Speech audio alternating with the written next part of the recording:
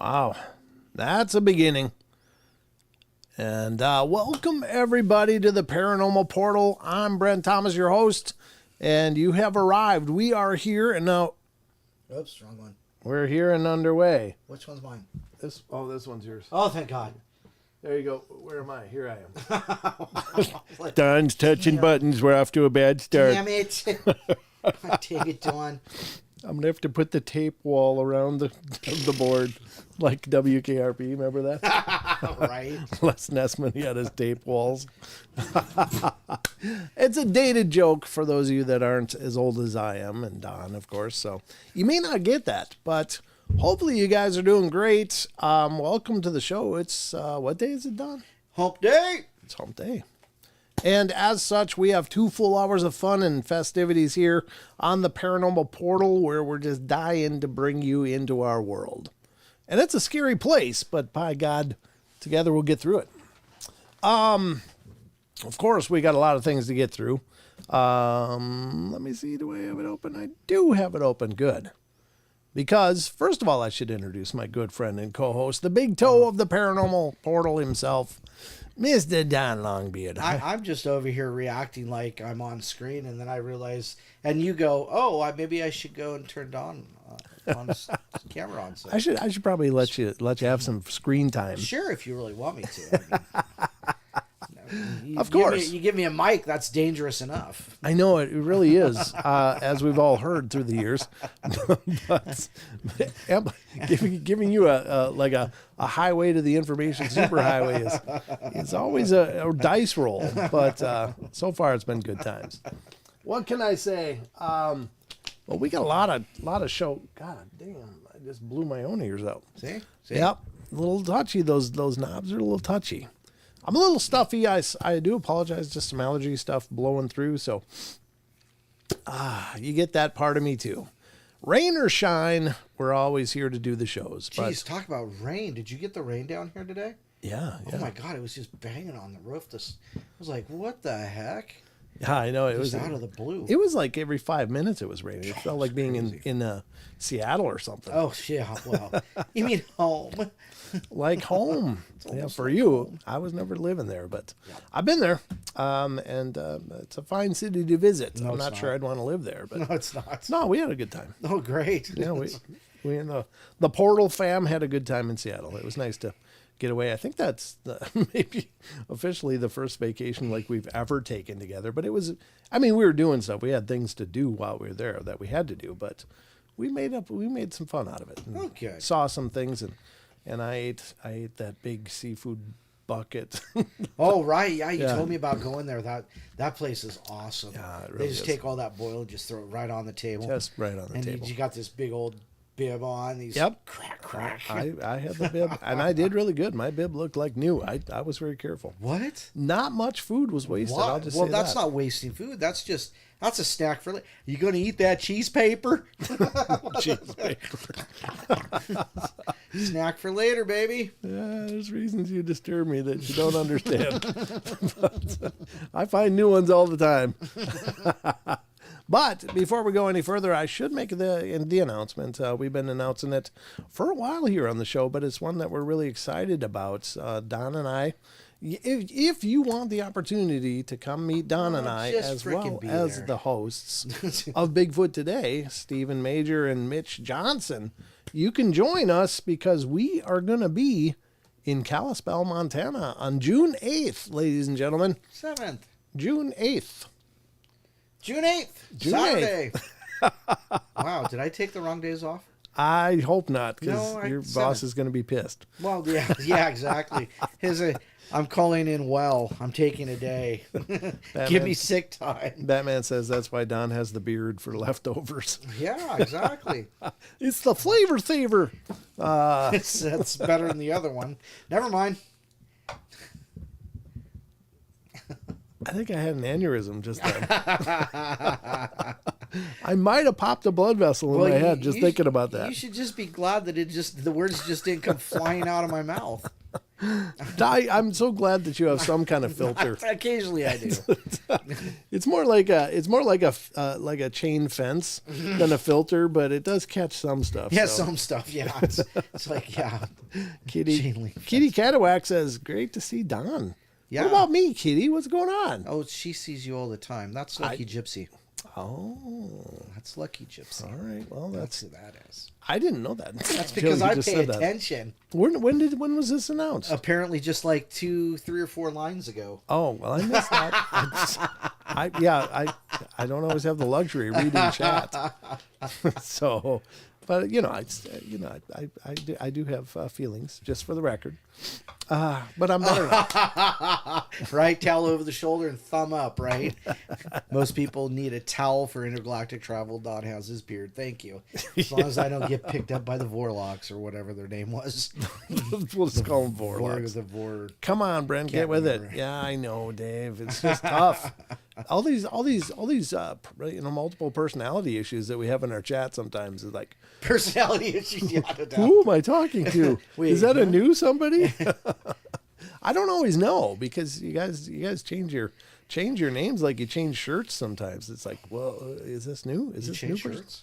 Yeah, I do. Oh, try to do it regularly. Okay. Yeah. You might want to give that a shot too. Well, I just noticed that they're all black. Good thing this ain't smell-o-vision. I'm just saying. All right, ladies and gentlemen, we've got a full boat of fun, but I do want you guys to come over here to Kalispell, Montana on June 8th. It's going to be at the Red Lion Hotel, and it's a free event. So if you can get there, you can attend for no cost and be eligible for door prizes. There's going to be some great ones, one of which is a full ride to Ken Gerhard's one-day cryptozoology course that he does online. That's one thing they're giving away. Gotcha. I mean, that would be great. I'd love to take that out. I'm going to see if I can work some angles with the organizers. Oh, gee, gosh. Being as we know them. We might have an in on that one, but I'd love to hear what Ken has to say about that stuff and, what he would present. But you can meet again. I'm sorry, Maggie. I'm sorry your beard's itchy. I'm going to leave that there. And so, again, another door prizes that are going to be given away is some actual cast footprints from the Paul Freeman trackway. Oh, yeah. And, again, Paul Freeman is the gentleman. He was an amazing guy. He really did capture some, what I think is phenomenal visual evidence of Bigfoot, as well as the castings, and he's got hand casts and foot casts that he did. Right. His son Michael's doing a hell of a job carrying the torch for him, and it's since Paul passed. Right. But it's just fantastic and amazing. That book he put together is freaking awesome. Yeah, you got one, right? Yeah, I do. Yeah. I didn't get one. Well, it's because it was freaking $80. Well, I mean, like, damn, got to make a living, dude. I got it signed too, though. Well, that's true, but that is cool. And so those are some door prizes and things that are going to be going on, but we'd love to see you there. It's fun when you guys, are able to make the journey and we can meet you in person. Yeah, that's awesome. So again, mark your calendar. June 8th, coming up fast. It's literally a week away, just over a week away. So a week and a half, yeah. Just over a week. I did say over a week. Not that we're going to argue over semantics here, but which is a week and a half is over a week. And we're going to be there. So we'd love to meet you and have a chance to sit down and chat if possible. But if not, just come hang out with us. Come be there.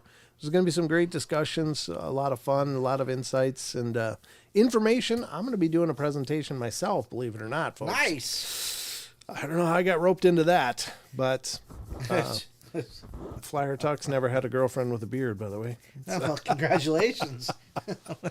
Do you worry about pronouns?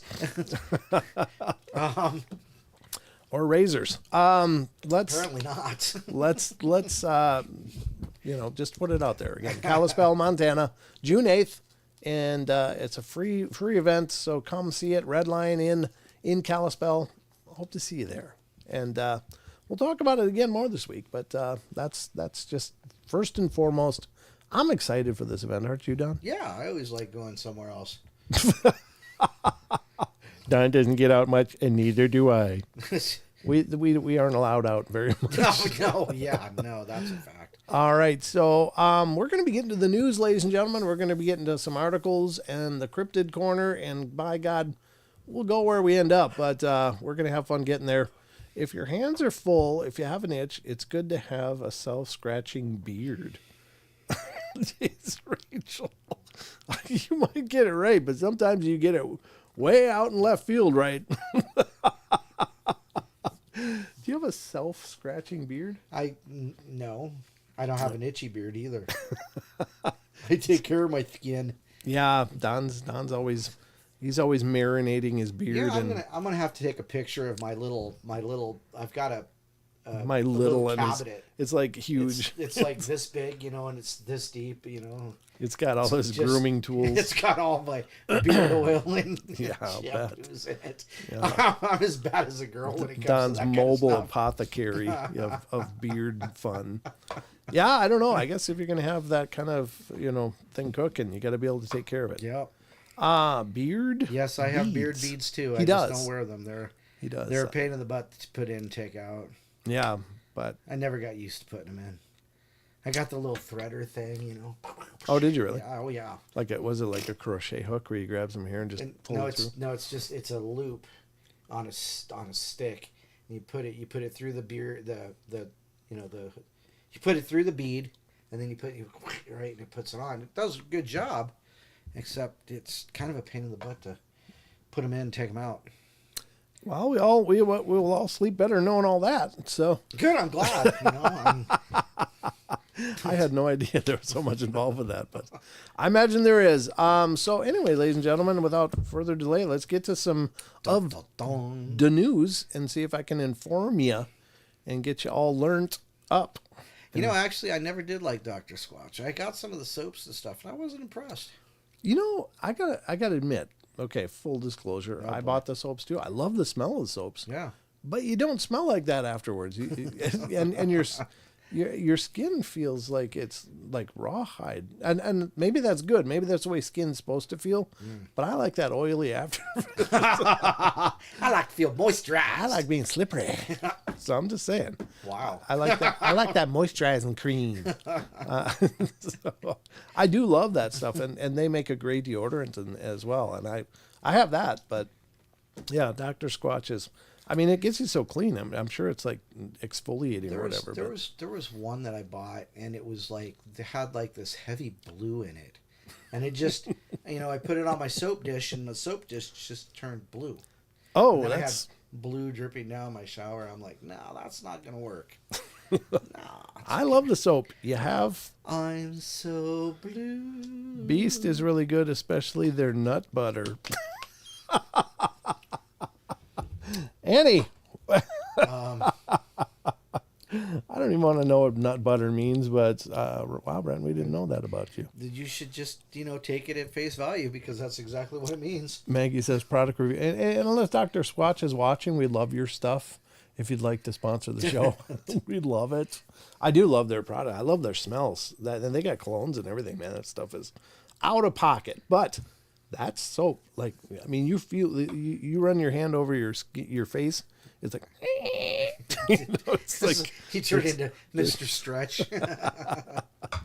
Oh, nut butter. What the hell is that? It puts the lotion on its skin. Yeah. Yes, thank you, Chris. They should come out with Dr. Squatch lotion. After, let's finish it up. You exfoliate, you take off that epidermal layer. Let's put on some lotion then. Let's get some Squatch lotion. That's all I'm saying. A little bit of lidocaine in there, numbing agent, no big deal. Yeah, don't call him Sasquatch. His name is Darley. I don't even know what Darley means. It's supposed to be Daryl. Oh, Daryl. And my other brother Daryl. This is my name's Galarius, my brother Daryl, my other brother Daryl. My parents were really, really imaginative. Yes. All right. Well, I just want to say. Hi, Jim. Huh? Jim Gwynn. Jim Gwynn's in here. Good to see you. Good to see you. Good to see everybody's here. That's here. David, Maggie, Flyer Tuck, Chris Cirk is here. Lucky Gypsy's over in the Twitch, keeping an eye on things. And hello to all you Twitchers out there. Good to see you. I didn't say tweakers. I said twitchers.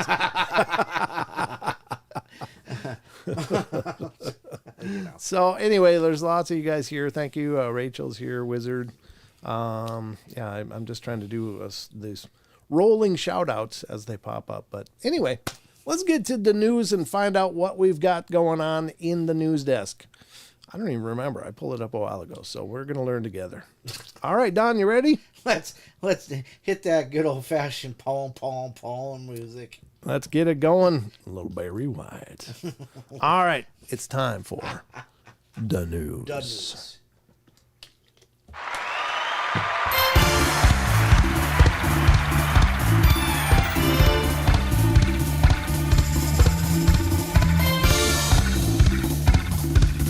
Paul.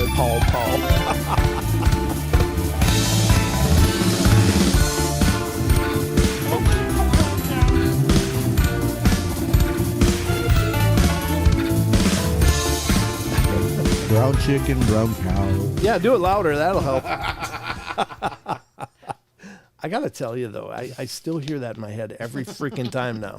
It's like tattooed in my gray matter. You're very welcome. You're very, very welcome. Every time. That's my gift that keeps on giving. I'm going to throw you and put a different jingle on.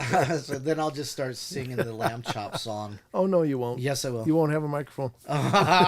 Hey, check this out. It'll be a mutiny. This is... All right. No. All right. Taipan says yes. Dance off.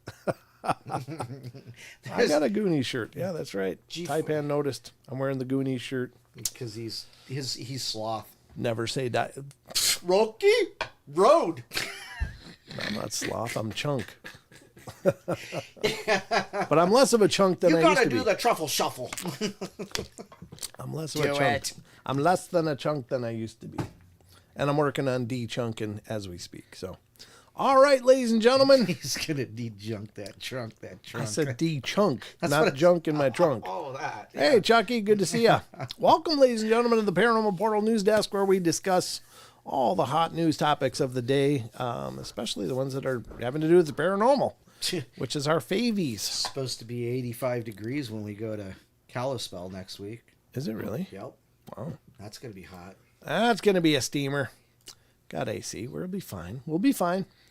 All right, ladies and gentlemen, it's time for the news. And as always, throughout the course of the show, we utilize a lot of different sites. I just implore you guys to check out these sites, visit them, give them traffic, give them your love, because your love equals revenue for these sites to keep going. And they're wonderful sites. They do a hell of a job, and I can't endorse them enough. So Bee Cream and Wrinkle Story? We're going to talk about skincare all night, aren't we? Well, no, they said it's NSFW, so I don't know. Oh, yeah, let's not get into that. It's NSFPP as well. Because Daddy likes his monetization. Daddy likes his money. All right, so we're going to get to the first site, of course, for the news, and this is unexplained-mysteries.com. And here we go. We covered this the other day of the man finding that big ugly chunk of something that looked like carbon fiber in the woods.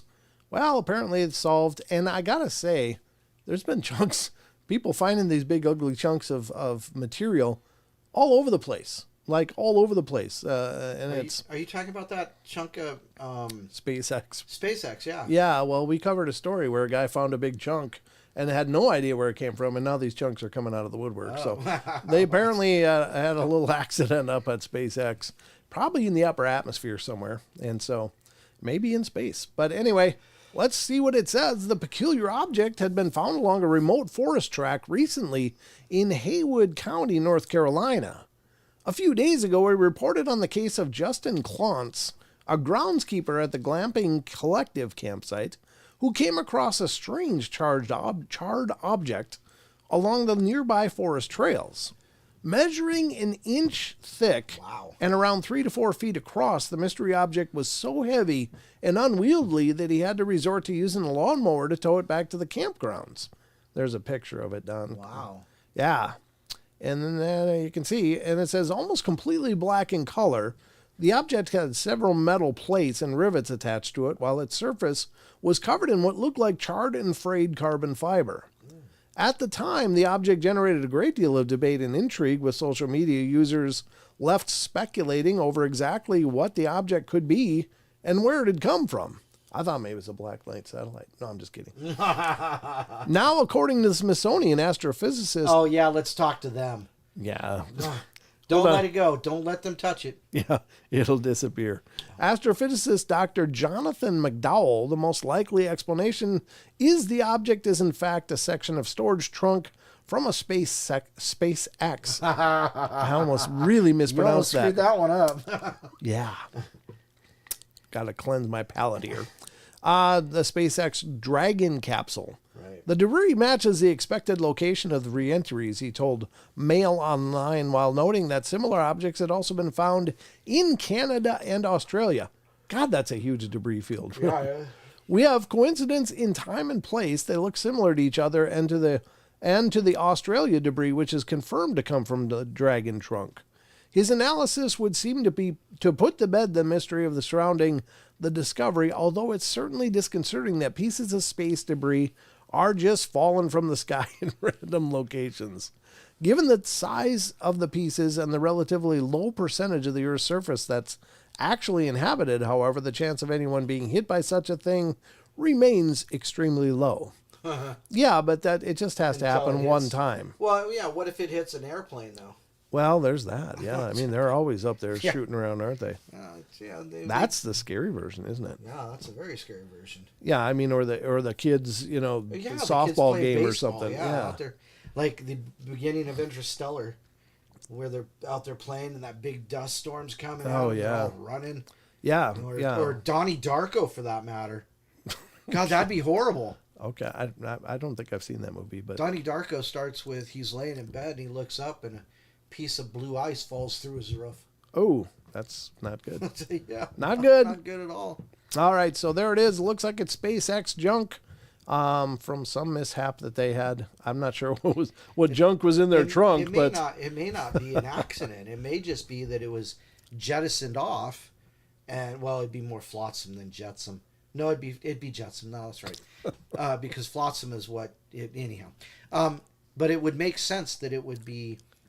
Because it gets up into the atmosphere above 60 miles, and then it just falls right back to Earth. They don't expect it to. They expect it to keep going out, but, Schmidt happens. It does. Well, it's a big piece. It's not like it. Yeah. It didn't burn up on reentry, which is what I think you hope for in those situations. Yep, Chucky is definitely Canadian. What did he say? He's drinking maple whiskey. Maple whiskey.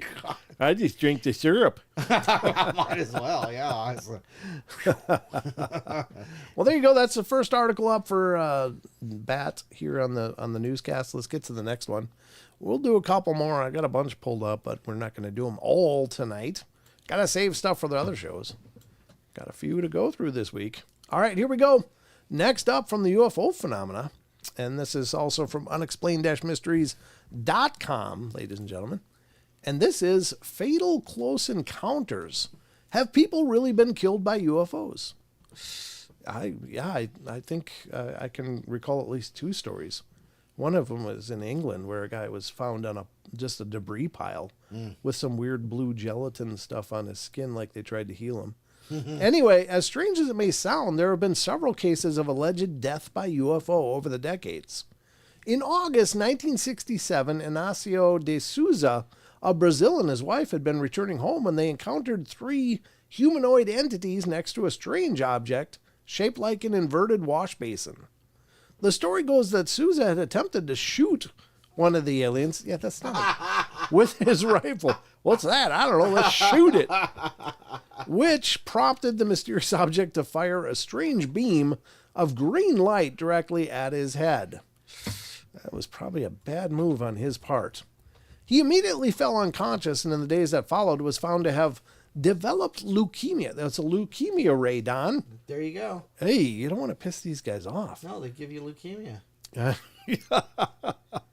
I don't want the fatal diarrhea one either. Oh, God.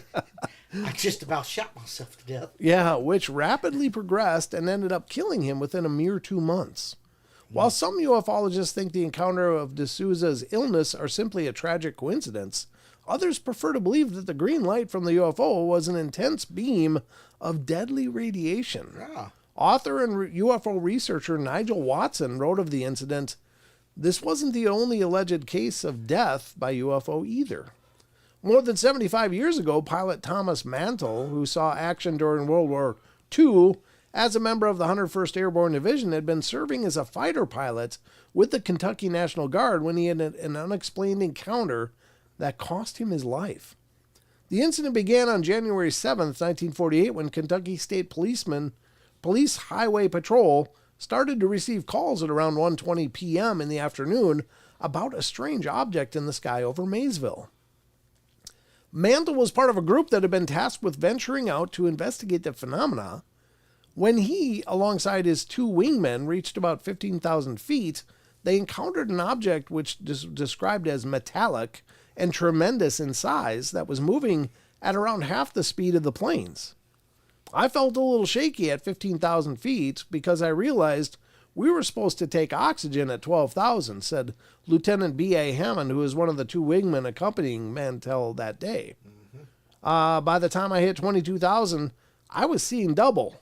I pulled alongside Clements and indicated with gestures that I didn't have an oxygen mask, and he understood the situation, and we turned back. Mantle, however, decided to stay the course despite the oxygen situation. Whoops. Yeah, that's a fatal error. At around 3:50 p.m., the object had disappeared, and Mantle, who was thought to have blacked out due to lack of oxygen, plummeted from the sky and died a few minutes later. While the object was later dismissed as a mere weather balloon, many to this day remain unconvinced. Yeah, well, duh. Do you think they would blow past the oxygen barrier to chase a weather balloon? Seriously? I mean, that's the lamest of the lame excuses. Right. That's terrible. Well, that was right after Roswell. Roswell. Yeah, it was like a few months after that. Ooh, excuse me. Sorry. Had to sneeze. Came up all of a sudden, as it were. But there you go, folks. The second one I don't think is death by UFO.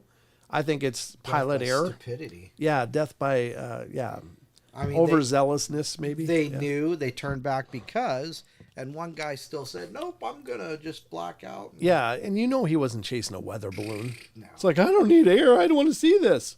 What, the weather balloon? Yeah, no doubt. Thank you, Maggie. She says, bless you, Brent. Thank you. I love blessings. All right, so that's the second story. What do you guys think? There are more direct stories than that. I mean, Travis Walton was almost one of those numbers. It sounds like he was maybe killed and brought back. You know, I'm just saying. His story, again, was highlighted in Fire in the Sky to a degree. It's based on his story, but it's not exactly accurate. But if you ever get a chance, I got to reach out to him actually. Yeah, I was gonna mention that. You know the first story, the first part of the story with Souza, he got leukemia, right? Right. So I mean, well, let's think about that. I mean, we talk about crop circles and how the corn or the stalks of the whatever, the wheat, they're radioactive. Yeah, the nodules had exploded, right? Because they were heated, superheated, like microwaved or something. Yeah, exactly. So I mean, if you're gonna get buzzed by a spaceship, you're probably gonna have an issue sometime. What did Will Smith say in that movie? You did not shoot that green shit at me. Yeah, apparently they did in this case, and it gave that guy, it was the leukemia gun they got him with. That's gotta suck. My God. Just being super aggressive as well. It's like, well, we're gonna kill you slow. Yeah, they didn't like getting shot at all. It doesn't sound like No, they took great umbrage with that. Yeah, as it turned out. So there you go. That's the second story. You see why we love the news? Come on, folks. This is amazing stuff, and it's time for another amazing article. This is a strange one.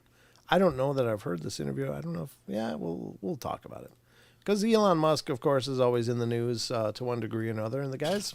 I think he's amazing. I think the guy's fantastic, and you know, either you like him or you hate him or you're indifferent. I mean, that's pretty much it with him. Ooh, I almost played an ad accidentally. But Elon, geez, almost played another ad. It was the same one. I really should open these through Brave browser to kill those ads, but I do like to, you know, play ads when we can to help. Not on the show, though. Anyway, let's go to the next article, and this is from unexplained-mysteries.com, dealing with the world of the bizarre, because apparently Elon Musk says, I am an alien, in strange interview exchange. No doubt. No doubt. Well, I mean, look at what he's accomplished, though. He's done some pretty incredible things. The SpaceX and Tesla entrepreneur made the tongue-in-cheek comment at a recent Viva Tech event. People have always said that there's something otherworldly about Elon Musk, and now he's come out and confirmed it. Well, sort of. Speaking via webcam during an interview at Europe's Viva Tech event this week, Musk was quick to offer a tongue-in-cheek reply when the host quipped, "Some people believe you're an alien." "I am an alien," Musk replied. "You are?" "Now you're uncovered," the host replied. "Yes, I tell people I'm an alien, but nobody believes me," Musk confirmed. While Musk was probably just having a laugh, it's inevitable that his comments will fuel conspiracy theories about his life and enormous success in the tech industry. There are also some who have perceived his remarks as more metaphorical than literal. This sentiment captures the unique experience of having a different and powerful way of thinking, relating and perceiving the world, which can indeed feel like being an alien from another planet, wrote Twitter user Devoid Soiza. I don't know if is that right? Devoid? Looks like it, right? That looks like Devoid. Yeah. Ultimately, though, his comments were most likely intended as little more than a joke. Well, there you go. Just a joke. It's actually on X, so let's see if we can. Well, of course it's on X. Some people believe that you are an alien. I am an alien. You are. Please, now you are uncovered. Yes. I keep telling people I'm an alien, but nobody believes me. Number 6. Yeah, clearly not a biographical statement. But anyway, it's out there. And you know some people will run with that. Yeah, he even tried to tell people. They didn't believe him. He laughed. I don't think he's an alien. I do think he's very prodigious in what he's done and what he's accomplishing, but seems to have a pretty cool head on his shoulders. So whatever the case is, that's Elon Musk, and he might be an alien, folks. So you be the judge. Rachel. Well, she says, let's just wait to see if Elon Musk builds a fortress in an extinct volcano and gets a white Persian cat. I wonder why. $100,000. $1 million. Whatever. No, not higher, more. $1 billion. Mini-me, stop humping the laser. All right. There's a little humor, I guess. No, I would not say he's a Stay Puft Marshmallow Man. Nah. I don't know. He's gotten puffier. He's gotten a little puffier, but I mean, the man deserves a little belly for all he does. All right, ladies and gentlemen, let's call that the news and get back to the rest of the show. Are you ready, Don? Let's do it. All right, we're doing it. We're de-newsing.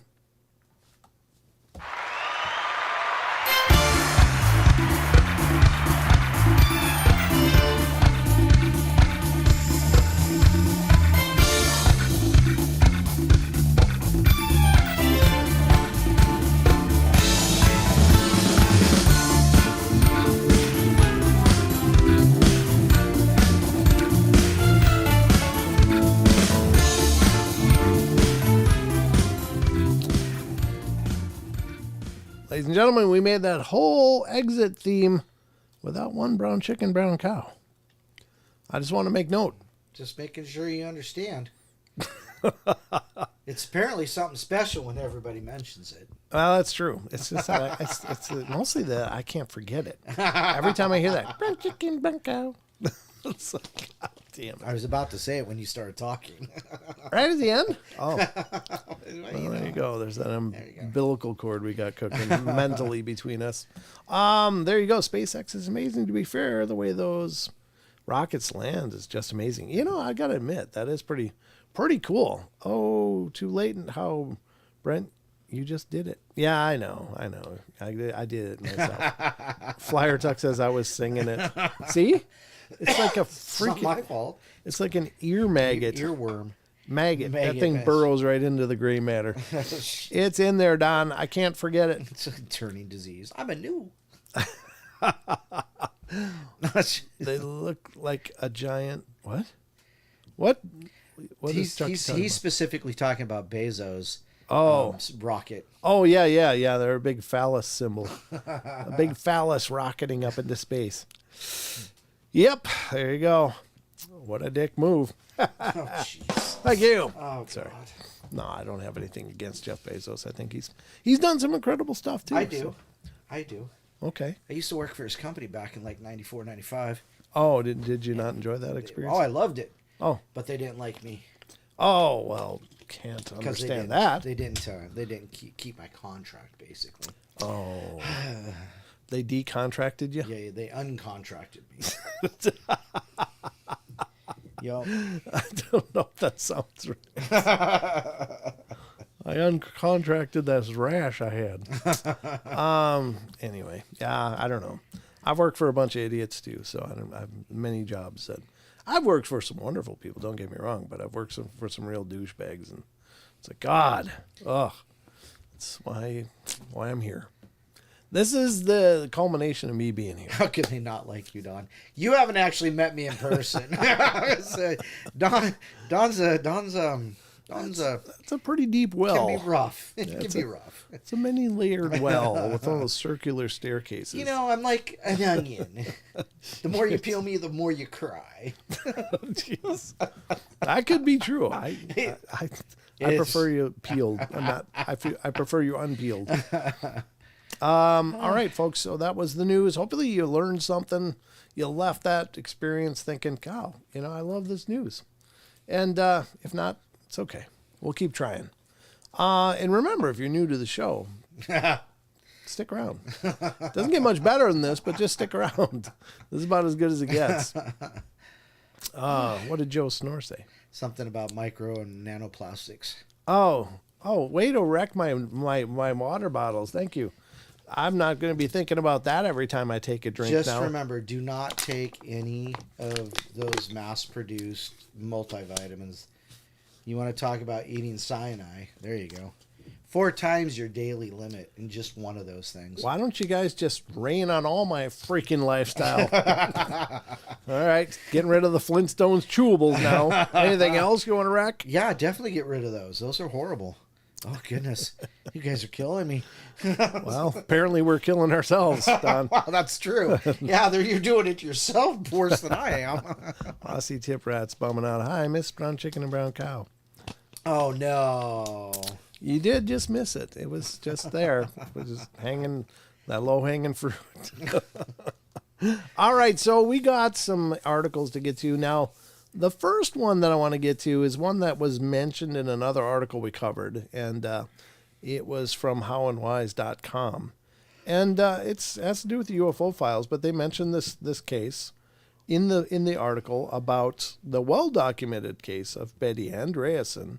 Multiple UFO experiences, underwater base, and humans in glass container. Wow. Yeah, I've never heard of her before. And this is, again, howandwise.com, ladies and gentlemen. And this article is by Vicky Verma, who is an incredibly prolific writer about the UFO phenomena, and How and Wise has documented several hundreds of articles at least. But it's just fascinating stuff. I'd never heard of this case except as it was mentioned in that other one. So I opened the hot link that was in the other one, which was also from howandwise.com, and brought us here. So I thought, well, let's dive into this. So basically, you fell down a rabbit hole. Yeah, every time I open House and Wise, it's like, it's so well done. The site really does a hell of a job. And this guy's working his tail off from everything I can see. All right, so let's read this article. It says the abduction of Betty Andreasson Luca is considered to be one of the most documented cases in the history of ufology.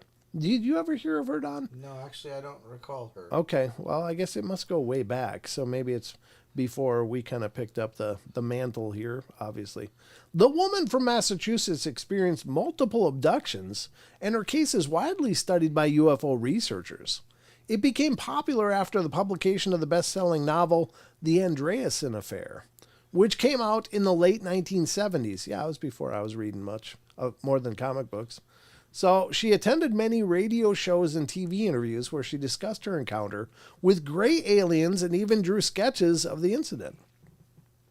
Betty Andreasson was born on January 7, 1937 to Wino and Eva Aho. Wino, I guess. Damn. Waino, right? Okay. Huh. I mean, would Something like that. or Wino, I don't know. I mean, Wino sounds terrible though, right? It's like a drunk. Well, and then the last name, Wino Aho.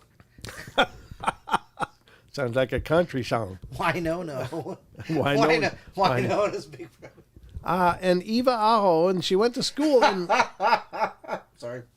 in Westminster and Gardner, Massachusetts, and had a great interest in art since childhood, which later became her passion. Betty married twice with her first husband, she gave birth to 7 kids. Wow. Woof. She met her second husband, Bob Luca, in 1977. Betty, you're a busy lady. According to the official That's why reports... they called her Busy Betty. Busy Betty. Busybody Betty.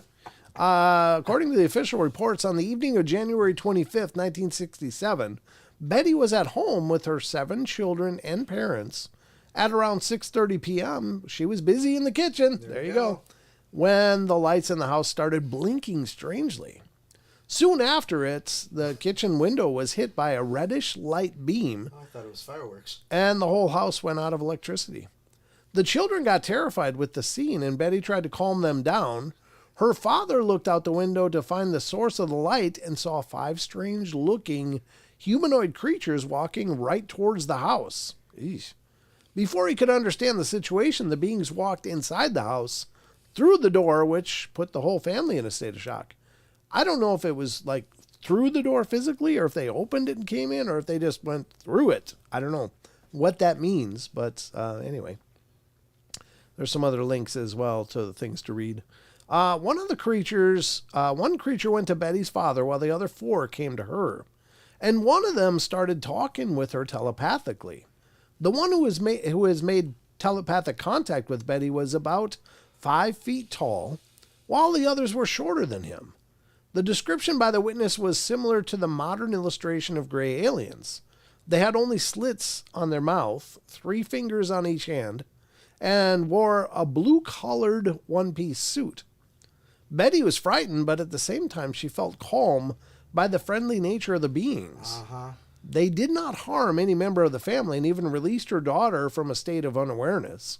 When she was then she was taken outside and boarded on their saucer-shaped craft with a small dome that was standing in the backyard. After that, the ship went up in the air and merged with the mothership, where Betty went through medical tests and was under the effects of strange equipment. Later, she was taken to some strange place where she felt much pain, which, according to her, was a spiritual experience.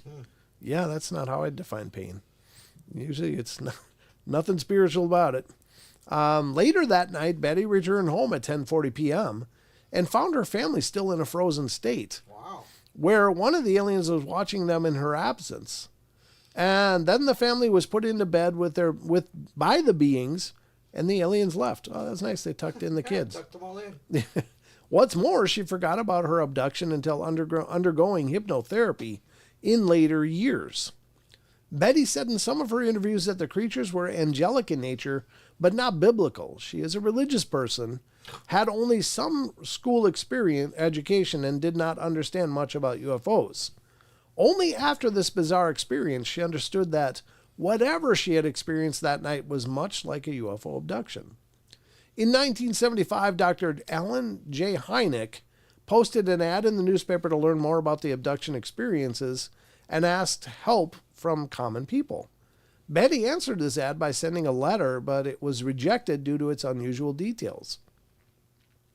It was only in 1977 when her case was deeply investigated by the experts, including a solar physicist, an electronics engineer, an aerospace engineer, a telecommunications specialist, and a UFO investigator. Her case was first investigated by Jules Vaillancourt, a mutual UFO network investigator. That's MUFON, yeah. In 1977, and he said, "What I found the most amazing about Betty was her ability to draw. The detail of the spacecraft and the beings she drew under hypnosis were such that it really made me believe there was something to this." He added that the detective who had given a psychological stress evaluation to Betty and her daughter believed in her story. She even spoke the language of aliens under hypnosis. Her case investigation continued for 12 months, where she and her daughter had gone through hypnosis sessions, lie detector tests, a psychiatric interview. Both mother and daughter passed them with a genuine reaction. Author and UFO researcher Raymond E. Fowler wrote 5 books on her UFO experiences that include the famous Andreasson Affair series. During one of her hypnotic regression sessions, she remembered one of the early abductions that occurred to her in childhood. It took place in 1950 when she was taken from her home into a spacecraft as usual, but this time the craft was flying toward an ocean or sea. She was terrified that the craft would crash into the water, but the ship submerged into the water and entered a kind of tunnel. Betty could see everything underwater as the place was filled with light, but she said next, under hypnosis is so bizarre that it even gave a chill to Fowler. She saw people from all eras, different races, encased in the glass containers. Fowler called it the Museum of Time. Betty said that people in the container were in old-fashioned clothes, and there were uncountable cubicles with humans inside at that underwater base. Fowler wrote that when he listened to one of the regression session recordings, his mind blew up as he found it difficult to believe. A cold chill coursed through my body when Betty was describing people and animals enclosed in glassy cubicles in an icy cavern. Yikes. Betty traveled a lot across the country, attending numerous TV interviews and radio shows, and lecturing about her UFO experiences. She and her husband, Bob Luca, had been unsettled for many years until 1995 when they moved to Virginia. They lived in Virginia for 5 years and then moved to Florida, and she died on March 18th, 2022. So she just recently passed. Wow. So what do you think? What do you think of the whole glass? It would make sense. I Yeah? mean, it just would make sense because, what do we do with, little fetal pigs and things like this? Oh, never mind. But anyhow, we take pigs and we stuff them in formaldehyde and ship them out to schools. And I don't know if they do pigs anymore. I know they do worms, but, I don't know. But Colleges probably do pigs. Well, one of the... We did frogs, but yeah. I did frogs and pigs and worms. Now you just put them on a grill. And, well, yeah.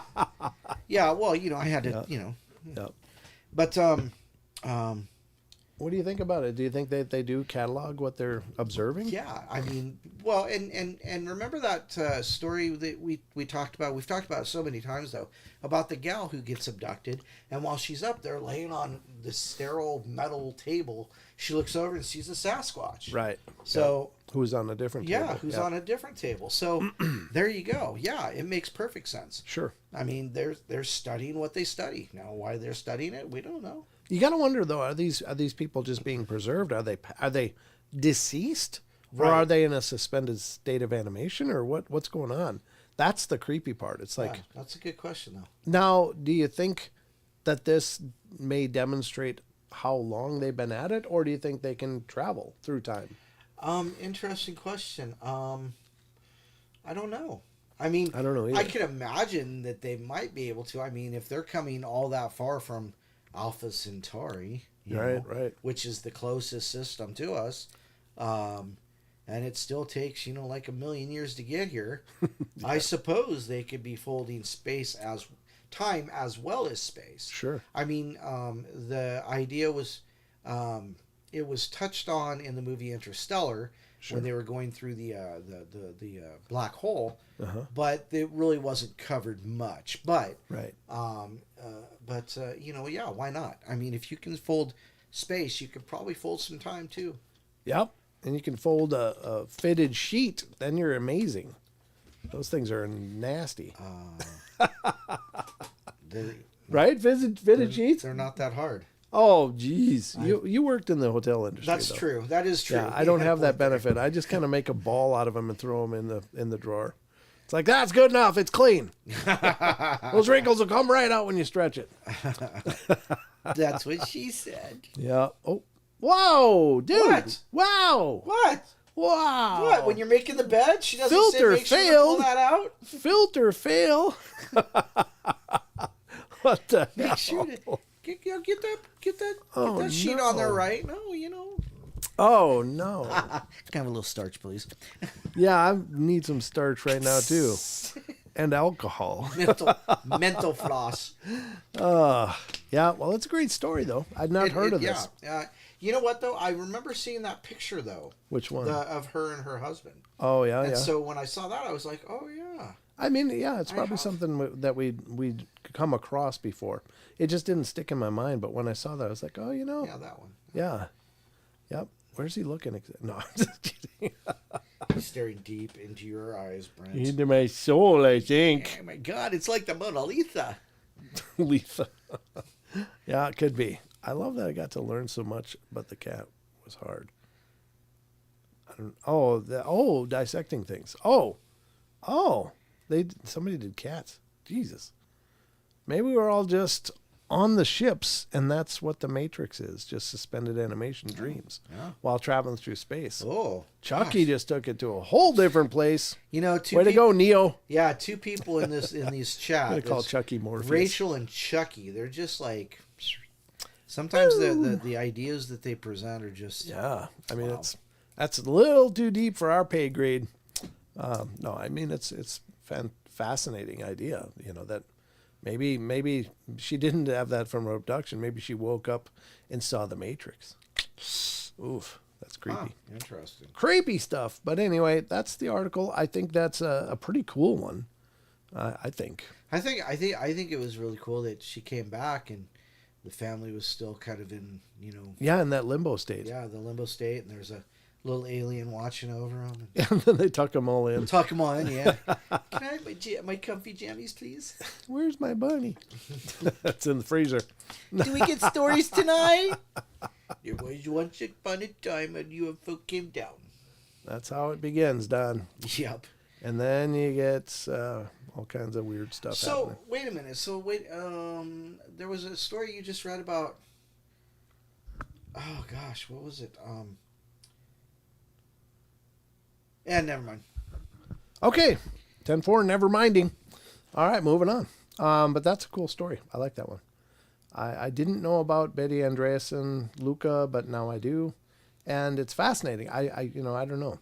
The thing with some of this stuff is, could it really be that deep? All of this stuff. I mean, all the layers and layers and layers of, or is that just scratching the surface and it goes so much more?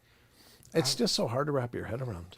Well, I'm surprised that. Never mind. I won't say that either. Well, okay. I mean, she already had 7 kids. I mean, how do we know they were actually full-blooded human? Oh, what if they were hybrids? Well, that's a whole different take, and her survivors are probably not going to be happy with that question. So, you're not hybrids. You are just fun-loving people, I'm sure. Yeah, there you go. I don't know. It's sorry, all you said you could fly. Yeah. Well, maybe not. Yeah. How do you talk to me without your lips moving? What's going on? What's going on with that? You're Anyway. starting to scare me. There's another one, but I think I'll save it for Friday because it's about time for some cryptids, Don. Cryptids? We discussed some UFO stuff, which is something we haven't done a lot on this show, even though obviously it's a fascinating topic and, chock full of intrigue and questions. But we always like our creatures at the end of the day, don't we, Don? Yeah, it ultimately ends up as a creature feature. That's true. That's true, and too true. Too true? Yeah, I'm going to try to enunciate here. But we're going to get to, ladies and gentlemen, it's time for the Cryptid Corner. Because we like our furry cryptids. And our, not so much the bald ones, but the furry ones. Anyway. Speak for yourself. Don likes these Brazilian cryptids. Oh, God. Oh, you guys showed up for this. It's your fault. Don't blame us. We're the same idiots you left the last time. All right, let's continue on. How you doing, Brandy? Good to see you. Don, why don't we do some shout outs first? So we can acknowledge we can have record of who's here. Yeah, we're just gonna out you as weird. So over in YouTube-ish land, we've got Andy Manuel, Batman, Brandy Copeland just popped in, Chucky Danger's here, David's here, Grumpy Al, how you doing? Luna Moonicorn, Maggie M10, Misfire Jack just popped in. Let's see, Flyer Tuck, Wizard Moon, Rachel gets it right. Did I say Trucky Danger, Wizard Moon, Weapon X? There's the other one. Weapon X was actually first here. There you go. Yes, he was. Yep. And first to the show tonight. Let's see. Somebody popped in. I haven't seen Mom in a while. Oh, Kitty Catty White. Lucky Gypsy. Lucky Gypsy's here too. Oh. That's a mouthful. And Vegas Dirt Pusher. There you go. Oh, Vegas Dirt Pusher. Good to see you, man. Oh, SoCal Squatch just popped. SoCal. SoCal. Southern California. SoCal. Absolutely. Good to see you guys. You Thank you so much for coming in. Over in Rumble, we got Taipan, Barbara Mora, and Justin Goodearth's over there. Hi, Justin. Hi, Barb. And I'm just going to scroll because I'm sure Lucky Gypsy popped in over there. Yes, she did. And on Twitch, let's see if anything's going on over there in Twitch land. Because we just got to keep checking. It looks like Lucky Gypsy's the only one over there. But well, that's all right. It's okay. It's okay. It's all right. There's some people may not be chatting. They're just watching. But in any case, great to see you guys. Thank you, everybody, for showing up and being a part of the journey, as always, because, otherwise we'd... Why would you miss this? What? Who says that? No, but I mean, why would you miss it? Oh. Why would you miss this? I was taking it the other way. Like, why would you miss this? No, you mean like, why would you miss this? Exactly. Okay. I got it. Okay. I was not tracking that. Nessie? Hi, Nessie. Yep, Nessie just popped in. Yep. Hi, Nessie. Nessie's an amazing craftsperson, and I got to show this. I haven't shown everybody, and I don't think you can really see it because of where it's hanging on my mic stand, but this is my shrunken head. She made you a shrunken head? Yeah. That's crazy. It's very cool. She made me a shrunken head. Does he hang on the window with Ernie driving the bus? Hey now, Ernie. Ernie. Stop. Yeah. So that's from from Nessie. Thank you, Nessie. I appreciate it. That is still always hanging right here on the mic stand. Always got my head in the game. What? Nothing. Oh. Nice, Luna. I have the problem of sitting watching a TV show going, what the hell are they talking about now? Oh, 5 minutes ago they just mentioned it. Oh, gotcha. That's why I love video on demand, honestly, because honestly, my mind will wander into something else that I'm thinking about, and then I'll be like, oh, God, what have they been saying? And then I got to back it up and rewatch. And so I really appreciate video on demand. Oh, yeah. Yeah. I do too, especially when it's like 9 o'clock at night. And anyhow, Maggie, do you want my P.O. box or do you want the portal box? What's the portal address? P.O. box what? P.O. box. Well, if you go to paranormalportal.net and just scroll to the bottom of the page, it's right on the bottom there. But the mailing address is P.O. Box 483, Sandpoint, Idaho. What is it? 83864. 83864. There it is. I popped it in there. So there's the P.O. Box if you want to send something to the portal. That's how you do it. And please do. We love getting mail. I go check the box every few days because I'm always going to the post office anyway. So I always check the box, and it's always fun to open it and be like, ooh, we have mail. That's kind of like when I've got my beard oils coming. Do you know that they don't even deliver mail to my house, even though I live in town? Really? Because the town is so small, you can just walk to the post office. Oh, right. Yeah. You just Like, throw a rock and hit the post office. It's like, well, there you You just go. go get it right from there? Yeah. They really don't bring it to your house? No, huh? Nope. Wow. UPS, FedEx, that kind of Sure. thing. Yeah, but no, your regular post. always USPS, you got to go grab it. Always go get it. Gotta go get it. Okay. I did not know that, but Yeah, it's crazy. where I live is a little bigger, I guess. Anyway, let's get to the cryptids as we said, and we're going to start out this journey on Sasquatch Chronicles blog because it's Sasquatch Chronicles. I mean, enough said. If you're not familiar with the blog that Wes puts out and updates all the time, then you're missing a lot of fantastic information. I love when he posts the listener emails that he gets. Some of these are really, really fascinating, and they're not all Hollywood moments of this incredible stuff going on, but they're still great insights into what people have seen, what they've observed, and I think those are very valuable. These anecdotal stories are incredibly valuable. So let's get to the Sasquatch Chronicles blog, ladies and gentlemen. Are you ready, Don? Yep, go ahead. I'm just posting the Teespring link. Oh, very good. That's if they go to paranormalportal.net, It'll be there too, but they can scan it with their phone. And Oh, that's right. You put in that little QR code. Yeah, I did right that's on the banner. Yep. So I was updating the website just a few days ago, I guess, wasn't it? I don't know when it was, but I've been updating the website. So Sasquatch Chronicles blog, we're going to go to May 29th. Today, I Couldn't Move is the name of this one.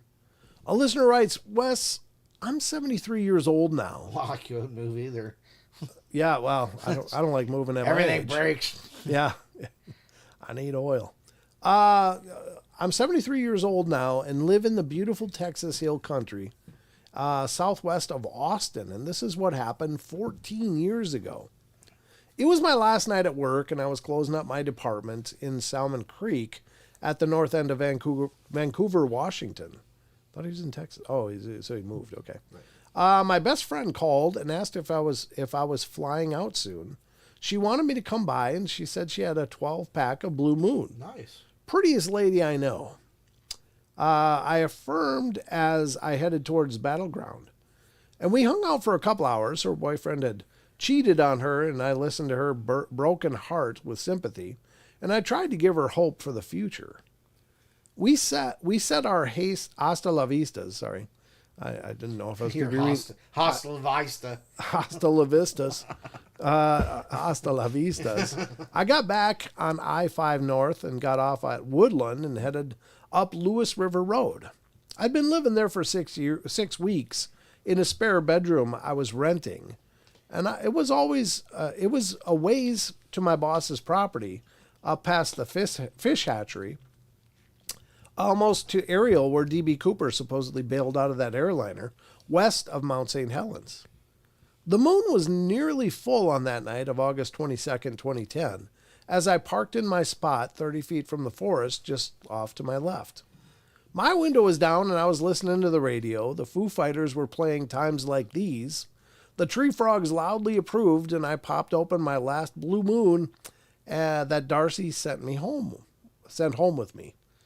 I lit a cigarette, reflecting on our good times, how much I was going to miss her, and hoping our paths would meet again.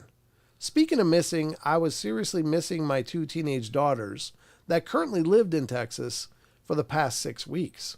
Tomorrow was Monday, my son's 39th birthday, and I'd be in Raleigh with him Wednesday night, and I had a lot on my mind. Well, I looked to my right, scanning for life. Tina's double wide sat on 4 acres. It was dark and silent. The front door 80 feet from me at my 3 o'clock. No signs of her sister and brother-in-law, who were notorious for wandering in the moonlight. But it was only 1 o'clock in the morning right now. I had another smoke and nursed my beer, as it had been a very long day at work. I couldn't believe my ears when suddenly, out of nowhere, what sounded like a million birds started screaming in the forest just to my left. Every hair on my body stood out as I reached to kill the radio.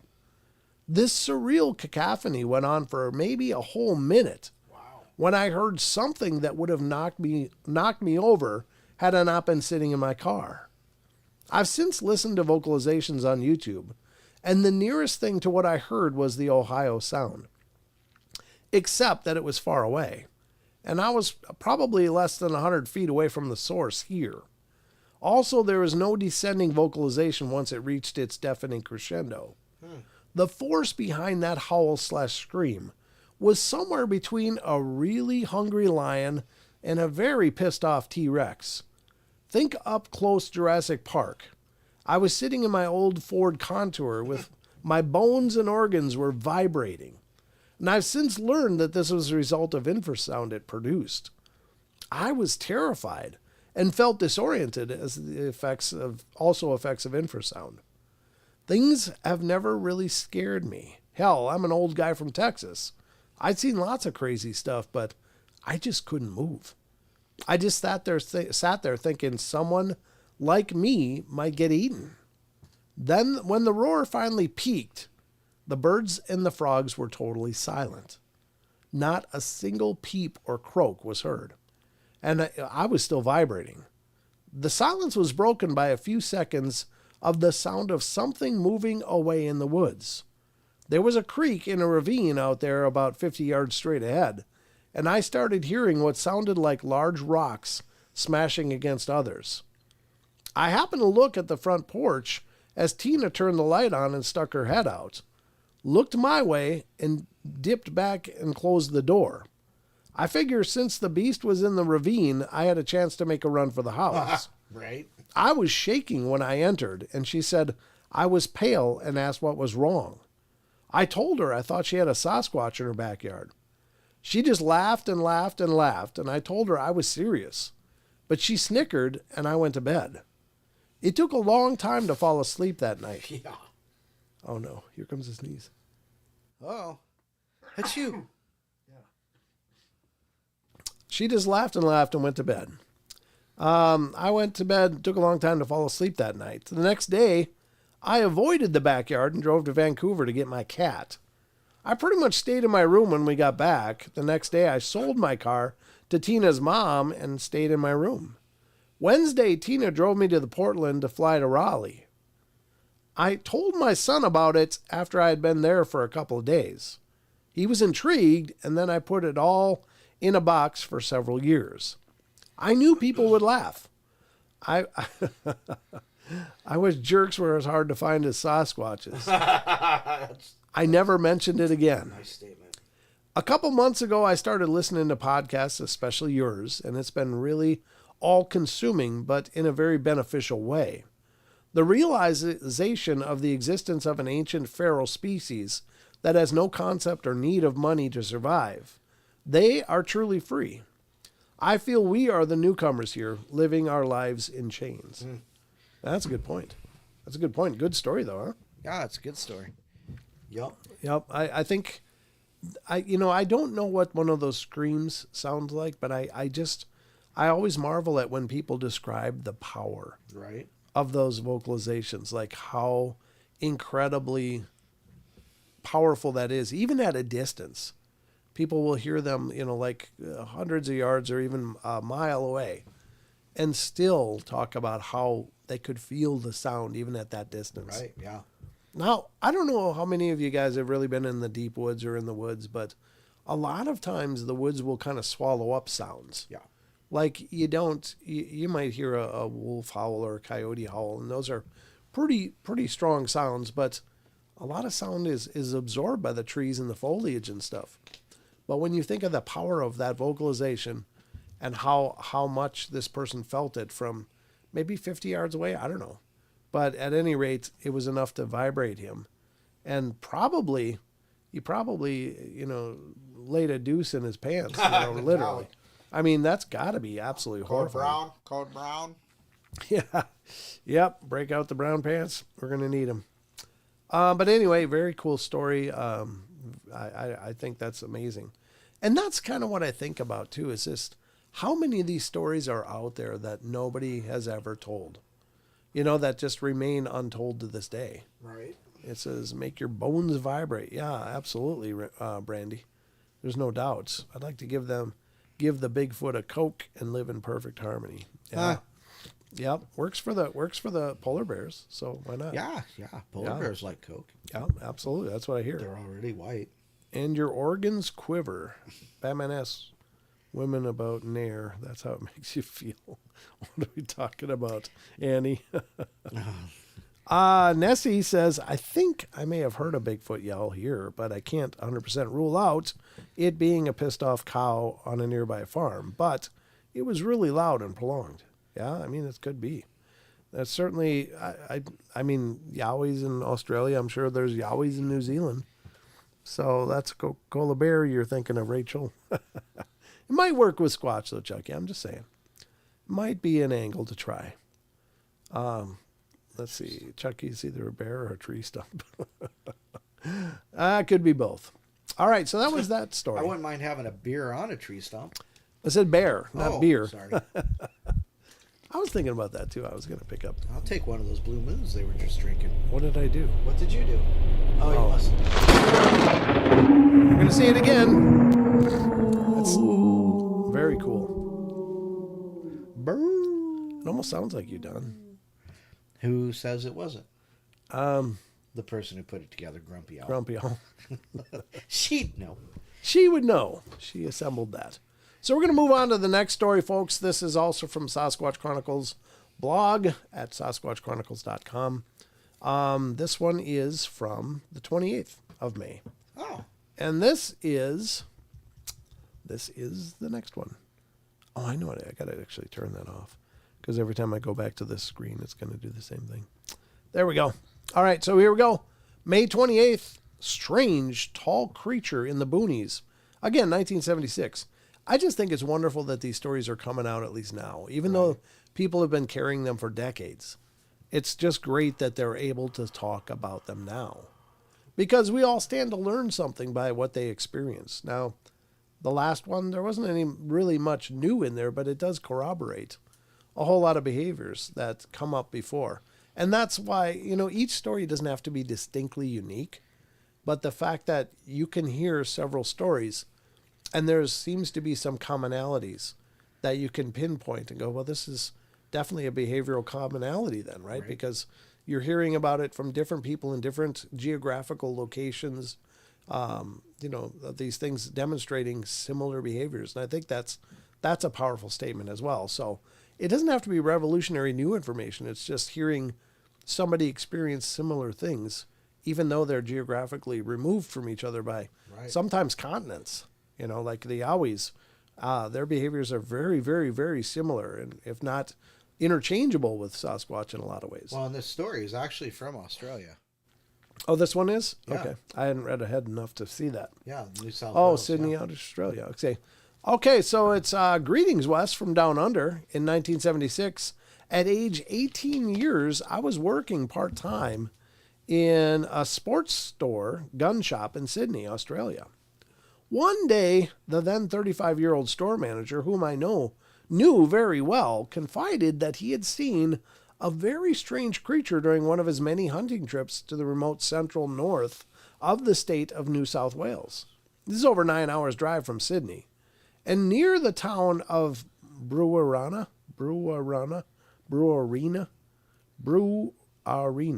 I guess. Right? Is that how you'd say it? Hey, one of our Aussie friends, can you call in? And Maggie, is it Brewarina or Brewarina? Aussie might be able to answer that question. Aussie, yeah, one of you guys. Someone. He used to hunt out there very nearly every weekend. He gave me the same account on 2 separate occasions. The sighting occurred during a late-night hunting season on a grazing property that he regularly visited. Aided by a powerful spotlight mounted on his vehicle and a German-made Kale's scope bedded on a .308 caliber bolt-action rifle, he'd been shooting wild boar at long range. Yeah, that's about the only way I'd shoot boar too. Yeah, God. If you don't hit them right, they're just boring into you. Yeah, they're nasty things if they get wounded. They taste good though. I don't know. I've never eaten boar. I've eaten pig, but got to be similar, right? Yes, kind of. Through his light gathering telescopic sight at about 150 yards distance, he spotted this disturbingly tall human-like hairy creature. It was lanky and around 7 to 8 feet in height. Standing firmly on two legs, the creature was looking towards my friend. Most of the thing's face was obscured by shaggy hair. After a few seconds, it just turned around and calmly walked away. Huh. At the time, I'd never heard of Bigfoot, Yowie, or anything else like that. I therefore found it hard to process what my highly experienced hunter friend was describing, but he was deadly serious and quite clear on what he had seen, although he had no idea what it was. I remember the above account clearly because my hunter friend related it with striking conviction. Fast forward another 40 years to 21st of February 2016.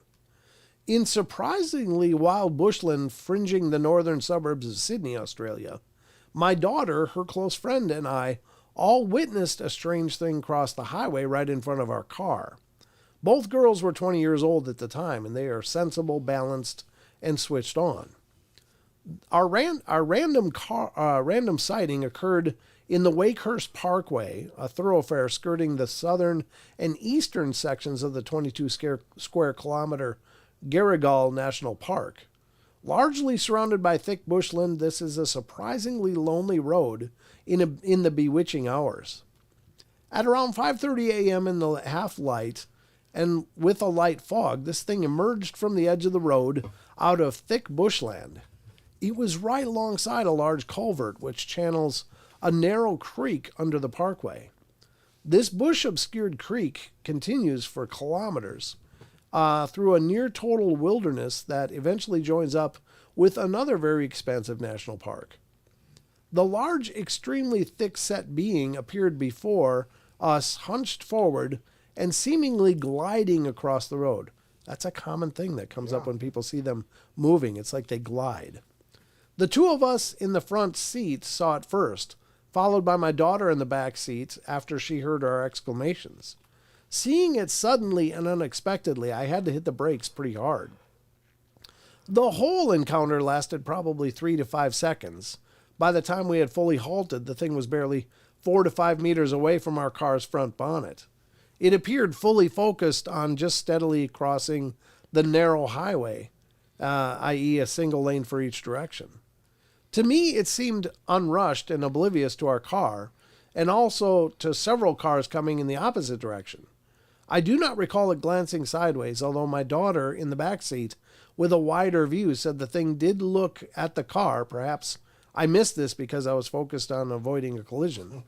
A car coming in the opposite direction slowed noticeably as the creature crossed in front of it and into the beams of its headlights. Then, even before it had completely moved past that car, the thing just totally disappeared. Wow. It seemed to dissolve into thin air. Wow. The being was nothing like any of us had ever seen before. In the brief but close side view of the thing, I was struck by how large it was in mass and width of chest, and how smoothly and deliberately it moved across the road.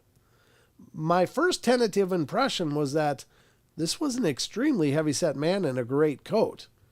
Since it was hunched forward and moving away from me, I could not see any head at all. Its height, with its shoulders hunched forward, seemed to be at least 6 feet, yet the sheer mass of the thing had more impact on me than its height. Yeah, no doubt. I did not notice actual hair because it was still half dark, and there was little time to observe the creature. I also don't recall seeing any arms or legs moving. My initial reaction: I had spent many years encountering animals in the wilds of Australia, neighboring tropical countries like Papua New Guinea, Indonesia, and Fiji, but I was confused and bewildered by this apparition-like thing, and for years could not explain it. My daughter's friend B had concluded it was a ghost because of its gliding trajectory, its sudden disappearance, and due to a well-documented pattern of ghost sightings allegedly occurring along this particular road. Well, Yeah, it could be. Since I never had seen a ghost anywhere before, and because this thing was much bigger than the alleged ghost described in the documented sightings for this road, I had to reserve judgment. It wasn't until more than a decade later, when I started listening to Sasquatch Chronicles, that it became apparent that what we actually had seen was a yowie. In our car, I did not feel scared or threatened by what we saw, but nearly every day after this, I was strongly incredulous and quite confused by the experience. An account by A, my daughter. And here's her account. We were driving down the car down Wakehurst Parkway at 5:30 a.m. on the way to a beach. It was still pretty dark and slightly foggy / misty on the road. And suddenly, we came across something in the middle of the road, and Dad called out and swerved a little. It looked like a very large man. I couldn't see its face, seemingly in a black trench coat with a bucket hat. It wasn't me. That explains everything. Where were you, Don? It was shaped like Hagrid from Harry Potter. It was bigger than a usual adult male and tall and wide, stocky. It had long, shaggy, dark black hair, like wet, curly hair. For a moment, it just stood there unconcerned and stared, but then it just suddenly disappeared. Initially, I felt fearful as I thought it was a scary man in the middle of the road who was going to stop our car or something. Later, I thought it was a large human or even possibly a ghost. The thing was shaped like Hagrid. And there's an image of Hagrid, of course. There's a bucket hat, Don. Yep, not quite like mine. Here we go. This is the daughter's friend. It was early morning, 5:30-ish, and Greg and his daughter, A, came to pick me up from my house to go down to the coast and watch the sunrise at Newport Beach.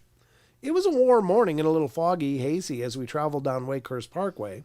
Greg was driving, A was in the back seat, and I was in the front passenger seat. We approached the intersection near Oxford Falls Church and School, which is a four-way cross intersection, and in what seemed somewhat similar to a fever dream, I noticed someone just past the intersection starting to cross the road. Vision was a bit tricky as there wasn't much light, but whoever it was extremely tall, long-limbed, and looked to be possibly cloaked in something black that distorted their facial features and maybe even a little hunched.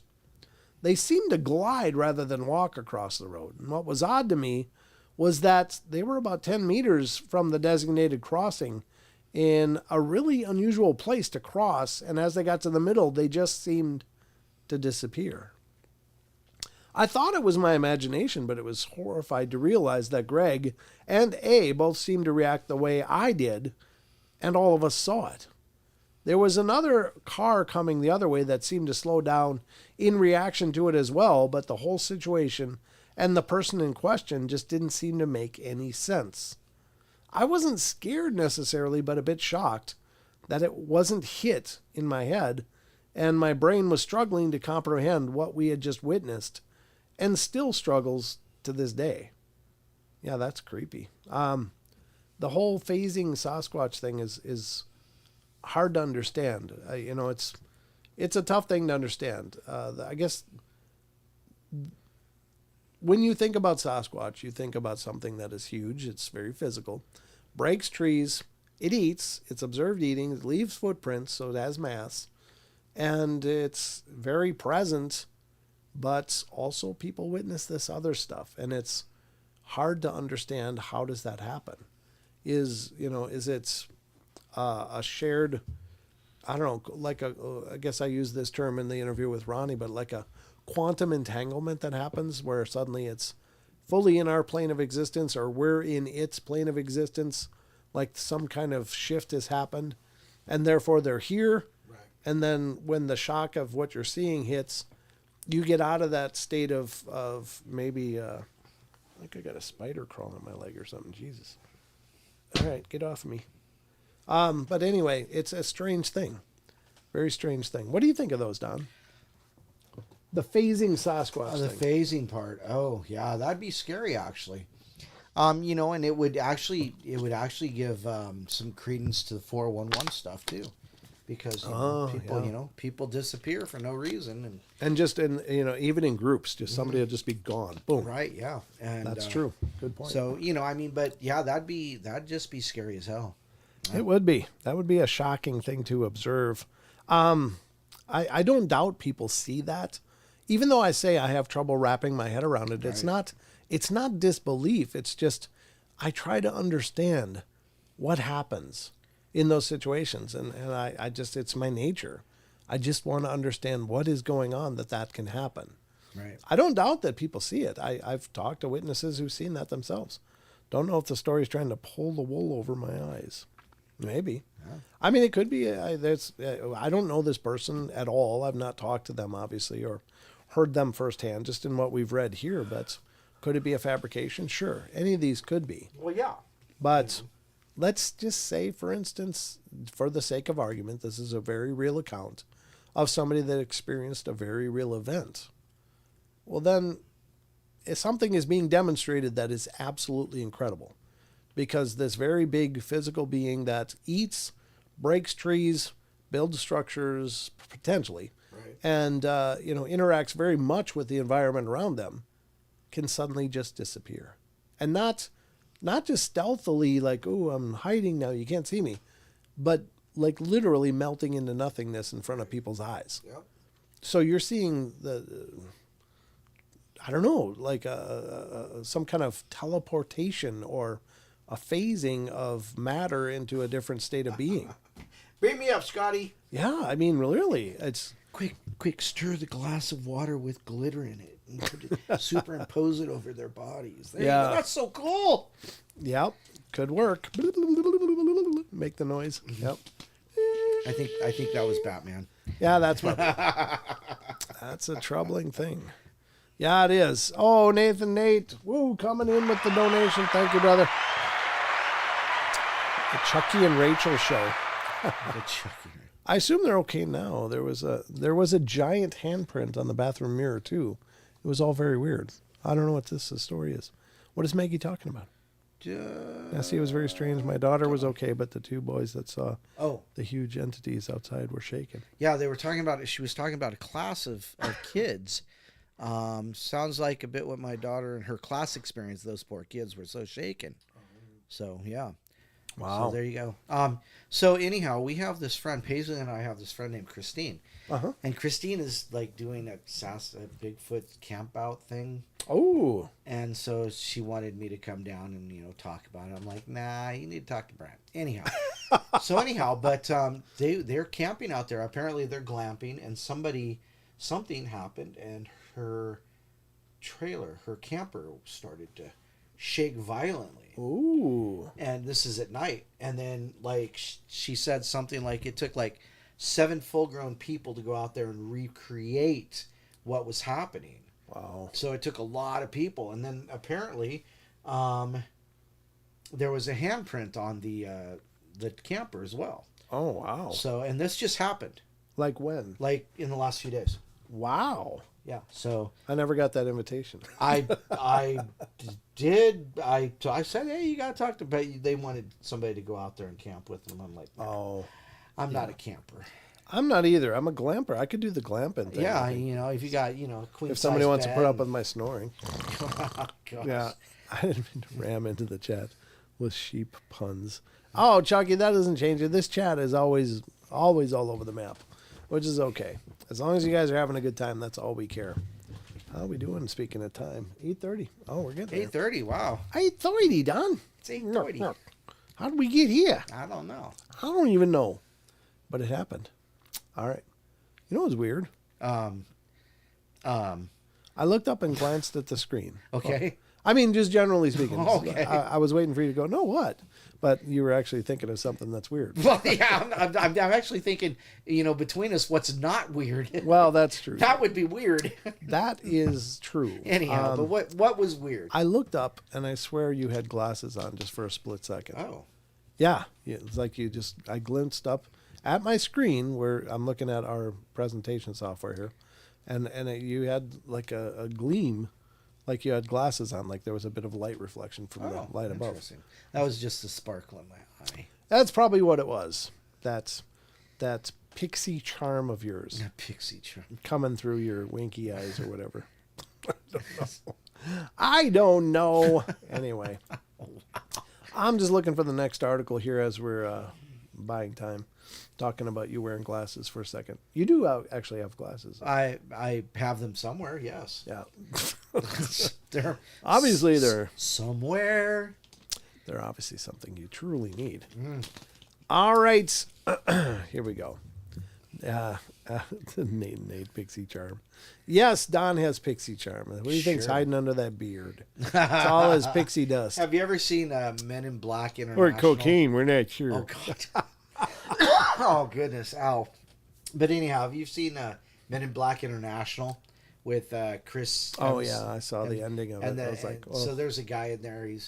He's of, like, I don't know, Middle Eastern descent, and he's got this big long beard, but it's actually another creature that it's like his beard, but he'll turn around and talk at people. Oh, so yeah, no, that's not mine. No, that's not how mine. No, if yours starts talking, you're no longer. Well, it's because I'm sitting in front of my TV going, "Say, what are they talking about?" All right, we're going to go on to the next one. We're going to move over to Phantoms and Monsters, ladies and gentlemen. That's long. Mr. Lon Strickler's site. It's a great site full of thousands of encounter stories as well about many different cryptids and things. So there's quite a robust selection to choose from, as well as UFO and amount of sheep. Oh no. Yeah, that's God, these Chucky's. guys are just so punny. I know. Oh gosh. Should have them give me more jokes for the news. Oh goodness. All right, so we're going to go to Phantoms and Monsters now for the next article. Check out Phantoms and Monsters if you can. It's a wonderful site. I know you guys are into the stuff, so you're going to love visiting the site, just like Sasquatch Chronicles blog. There is just so much to unpack here from Phantoms and Monsters. Lon's been at this for decades, and he's got quite an incredible catalog. Definitely. And it's ever expanding. You can also find information about Lon's books, their research efforts with teams of researchers around the country, and the work they're doing looking into this phenomena, as well as information about Phantoms and Monsters Radio, which is Lon's podcast. And it's also on YouTube, so look for Phantoms and Monsters Radio on YouTube. All right, Bigfoot sightings reported at several U.S. military installations. Now, I don't know what it is about Bigfoots, but there are a lot of people encountering Bigfoot around military installations. You know, Don? You know, there are so many military installations that you don't know about. Oh, that's probably true, too. I mean, in, like, Nowheresville. So, yeah, it kind of doesn't surprise me at all. That's probably true. You know. It is interesting, especially given the amount of, fire exercises that they do. Right. With ordnance and stuff. But after talking to Todd Neese, yeah. They don't seem to be too repelled by that. They're more interested, going, wow, they made a big hole. Wow, Maggie says she had 8 kangaroos in her garden last night. Wow. I didn't know you could grow kangaroos. Yeah, I didn't. What kind of plant is that? It's like tomatoes. They're just coming off the vine. Is it get smoked? I don't know if you can fit them into a pipe, Don. See what I did there? Whoa. I'm here all night, ladies and gentlemen. Oh, boy. I'm telling you. All right. Barbara's laughing at you in Rumble. Good. All right, so let's get going here and get into this article. Bigfoot sightings reported at several U.S. military installations. Well, I'm going to sneeze again. My God. Goodness. I might have to go get some allergy meds after this. Oof. I don't mind sneezing. I just don't like the whole teary eyes and runny nose thing. That just drives me crazy. All right. Bigfoot sightings reported at several U.S. military installations. A series of U.S. military-based sightings of Bigfoot are noted by an investigator and then made public to the How to Hunt YouTube channel. All this is Steve Isdall's channel. Yeah. Yes. Gotcha. I haven't even seen what he's been doing for the longest time. I haven't heard anything from Steve Isdall for a while. No, he's been kind of just in his own zone, I guess.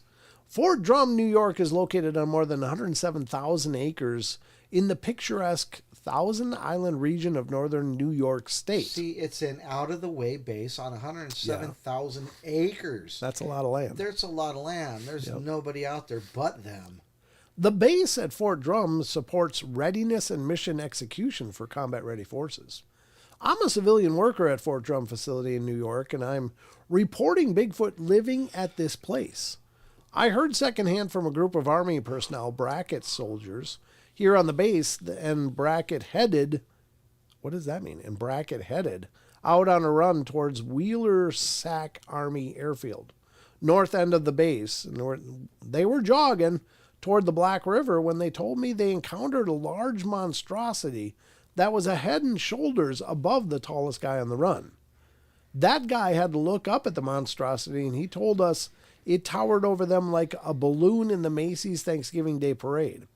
It was hard to believe it was real. It was a real thing, but it crossed Fort Drum Road in 2 steps and went into the trees like those guys weren't even there. I don't know what happened after all this. After that, this is Jefferson County, New York. 2 years ago, I was privy to a conversation between a non-com. Again, I don't know these abbreviations. It's a non-commissioned officer. Oh, okay. Being dressed down and an officer who what I heard was, "Look, son, it didn't happen. Are we clear?" Later that same day, I inquired about the kid in the office and what he did to get yelled at, and he said he saw a booger, like they had back home in Alabama. Confused, the kid said with some bit of alarm in his voice, "I know what I saw, but I was told I didn't see it." Well, I guess he didn't see it. In brief, posted on the ATS members board in May 2005, was an abbreviated and secondhand message concerning a run-in with Bigfoot on Fort Drum. I recall back in 1972 learning of how Bigfoot stayed hidden in the dense timber on the Fort Drum military reservation near Watertown, New York. York. It says 2 Yorks. A hunter told me of the experiences he and his son and other hunters had in the uninhabited areas on the military land. I think the creature stays and goes where humans are scarce. His run-in indicated that the creature is active at night and use smell to detour other creatures. It's massive in size and strength, cautious, and frightened of humans. It appears to be fairly intelligent, but not as human as far as most seem to think. JMC Shelby Joint Forces Training Center, Hattiesburg, Mississippi. I don't know the Camp Shelby area or how it relates to Mississippi boogers, but I can say that in 1996, I filed a note to myself concerning a brief report from an Army tank soldier who said he walked out of a place called Three Pigs Barbecue. Sounds good. I know, Don. I knew you'd light up for that one. Take me there. I need me some Three Pigs Barbecue. And observed a booger Bigfoot crossing the road from behind the cafe to the other side of the Southgate Road. The corporal described the Bigfoot convincingly. The interesting behavior noted was the so-called booger seemingly slammed his foot down with each step in what the soldier described as intentional force, like you would if you were trying to get the mud off your boots. Its manner of walking was unusual and extremely odd. In the Camp Shelby region, reports from the vicinity of a place called Dogwood Lake were reported in the 80s, but for some reason the rest of my notes were illegible. Dobbins Air Force Base, Marietta, Georgia, and March Air Force Base, Riverside County, California, Bigfoot on military installations. Yes, as a career military man, I also believe that some Bigfoot creatures hold up on isolated parts of military bases in the mid-80s.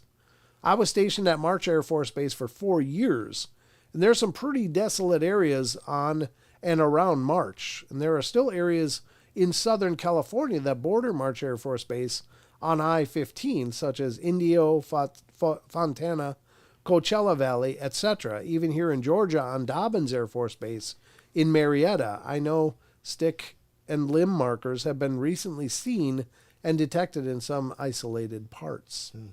There you go. And this was actually transcribed from How to Hunt. So interesting. Interesting stuff. Yeah, I don't know.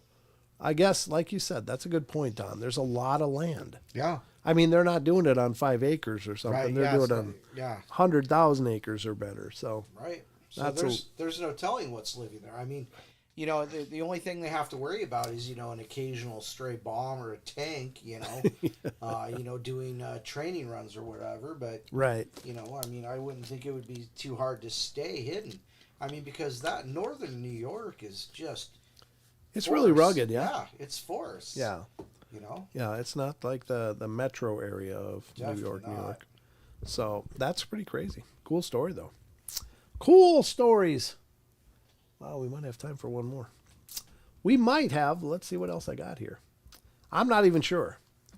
Here we go. 2 upright canine encounters. I think we can get through this one. This is a Dogman report, ladies and gentlemen. I got to tell you, on Sasquatch Chronicles blog, I ran across a Thinker Thunker video, which is pretty interesting. And it may actually show some Dogmen on video. And you'll have to look at Thinker Thunker's breakdown on it. But I think it's worth a watch. It could be. Some really bizarre stuff was caught on there. And it's, again, it's kind of potato footage, but, this is zoomed in and in night time, night vision stuff. So Right. it's not the pristine, 4K quality that you might want to see. But it's still... Might want to see? We definitely want to see. Well, yeah, but I'm just saying, it's all these videos are generally really, really grainy and really degraded. And so... He does address that a little bit, and I think he did a great job on the video, so it's worth checking out. But that is Thinker Thunker, and look for that. It might show Dogmen. Juveniles, like 3 juveniles. Oh, wow. Yeah, and it's pretty interesting. He brings up some pretty interesting points based on what he's able to discern from the video. So, Right. There you go. All right, witness recalls his 2 upright canine encounters in Clarion County, Pennsylvania. There we go with Pennsylvania again, Don. Well, That's Tony Merkel's old stomping grounds. Yep, that's You true. know there's weirdness over there. Yep. We love you, Tony. All right, a Clarion County, Pennsylvania resident recalls his 2 experiences with upright canines, and once at home and the second while bird hunting. His large dogs were terrified. The following account was forwarded to me by my friends and colleagues at Kyle and Cam at Expanded Perspectives. I think that's... I loved Kyle and Cam back in the day when I listened to them. I haven't heard them for a long time now, but I always loved listening to those guys. I'm from Northwest Pennsylvania, Clarion County, and this happened years ago. In the first story, I was with my grandmother, who is 4'11" and full-blooded Sioux. She's also always cranky, and she'll smack a smile off a grizzly. Well, one night we were sitting at the table eating dinner. Mind you, she liked her whiskey. So as we're sitting at the table, we started hearing weird grunting sounds coming from the outside, like a mixture of a dog and a pig. Dog, pig, bread. Well, my grandma didn't react to it, so I didn't mind it either. And as we continued eating, the noises started getting closer to the back door, which is only like 2 feet away from us. My grandma stood up, grabbed a broom, Grabbed the broom. and muttered something. My grandma never spoke in her native language around us kids. She always spoke English. She threw the door open, and I saw a glimpse of it. There were no wolves in Pennsylvania, and this thing looked huge, standing on 2 legs. It had like a German shepherd's face. While growling at my grandma, and she started swinging her broom at this wolf creature, and it screamed this god-awful scream that you feel in your chest. My grandma yelled more in her language, and the thing takes off, and you can see the hair and muscles as it runs off. This was the last time I saw it. My grandma closed the door and looked at me and smiled. "We're safe now," she says. We're safe now. I was in shock with tears down my face. I was hyperventilating, and I could still hear the screams of the creature a few years later. My second story was sometime later when I was in my 20s. I've traveled the states, camped and hiked places all over northern Idaho, Montana, and the Cascade Mountains. So one day I went for a trip about an hour south of Leeper, Pennsylvania. I was out with my Yukon big bird dogs. These 110-pound dogs weren't afraid of anything. They've chased grizzlies off and chased a few cougars. They have no fear. That was until one day pheasant hunting. I bagged 5 pheasant and a couple of grouses, and as the dogs worked, I bagged my limit for the day, and they did something I've never seen before. They cowered behind me, whimpering now. I was in shock. These dogs would do anything to protect me. We're deep in the Pennsylvania woods like no one is around us for miles. The woods are dense and dark, and I didn't see much, but I could see the ears, and they were canine-like. This thing was hiding behind a thicket of red brush, and my heart stopped. I had a 12 gauge with me that I could slide 3.5-inch mags in, but I only had 3 rounds due to the stopper. We made it out of the woods, and as soon as we made it to the truck, I had never seen them dogs so scared. They were shivering and hiding under my seat. They finally calmed down by the time we got home. Yeah, that's a different kind of fear. And we hear about that in Bigfoot as well. Yeah. Where these big fearless dogs will just suddenly turn into puppies. They're cowering. So they know on maybe a genetic level, like, this is out of my range. Right. This is not in my range. Yep. So very cool stories. Nessie says, Dogman's lucky Grandma didn't have a chunkla. A what? A chunkla. What's a A chunkla? slipper. Oh. A flip-flop. Oh, okay. A shoe in general, but, you know, chunkla. Well, she had a broom, though. She was not afraid to use it, apparently apparently. not. She's I mean, what a brave woman, though. Well, that's like that one story we read about. The grandma gets the ash out of the fireplace and then goes out for them. Like, holy crap, grandmas are badass. Yeah, that's a different cut of people. Yeah, that's for definitely. sure. Oh, chased it away with the broom. Why not? Just get them the hell out. That's what I say. Oh, oh man. It's you. Oh, I don't like this histamine stuff, man. Oof. It's just really, really polleny today. Ooh. But you know what else is polleny? I don't know either. I was just curious if you knew. No. the cottonwoods. We live in cottonwood country. Yeah, it must be cottonwoods, man. Something's just God, raising hell with my nose. Just covers the streets. Yeah, it looks like snow up here. Yeah, you just take a match and just throw a match on top. You ever of it see those videos? and just watch it burn away? Yeah. There's like a park somewhere where the whole thing was blanketed in this cottonwood fluff. Yep. And they literally just light it. Yeah, and it they just light goes it. right along and leaves this beautiful grass. It's like they're just vacuuming it up. It's just the flames just burn it all away. Not good for the cottonwood progeny, but it's a good way to clean your yard in a hurry. Wish we could do that with weeds. You know, like you just light a match. Weeds, not weed. Gotcha. Weeds, yeah. You can burn weed if you want, but it's not legal everywhere That's yet. not weed, that's sage. Yeah. What are you doing with those feathers? Nothing. Nothing. I'm just pushing away the evil spirits. Anyway, that's kind of the journey. I mean, we're at about 10 minutes till, so we got a few minutes left. So, well, remember if you're going to be anywhere near Kalispell, come see us. Not this weekend, the weekend after. And then, when is the Medellin Falls thing? I think that's June 15th, right? Yeah, well, you mentioned that, didn't you? Yeah. Gosh, that's Thank you, Eric. I Thank you, wish Maggie. it was a different weekend. Yeah, I do too. I mean, it's certainly. I'm going to run up there and check it out. I'm sorry you can't make it. That'd have been fun. Sucks. A fun little journey as well. But I'll enjoy it for both June of us. 15th and 16th. Yeah. Oh, is it 2 days? Yeah. Oh, yeah. It's Saturday and Sunday. Yeah. Oh, okay. Yeah, that'll be in Medellin Falls. Yep. Thanks, Brent and Don. Excellent show. Got to run. Take care, Maggie. Have a great night. Thank you. Good night, Mags. That's a sticky situation. Eat honey for allergies. No wonder it doesn't work for me. You I've should been eat pouring mad it in my honey. nose. You should eat mad honey. Mad honey? Mad honey. Is that the hallucinogenic honey? It's supposedly. Yeah, that's what I've heard. I don't think you can get that around here, can you? Yeah, actually you can. It's only from lilac bushes. From what? So it's a. Oh, it's lilac. It's honey. It's honey made from, I think it's lilac or rhododendrons.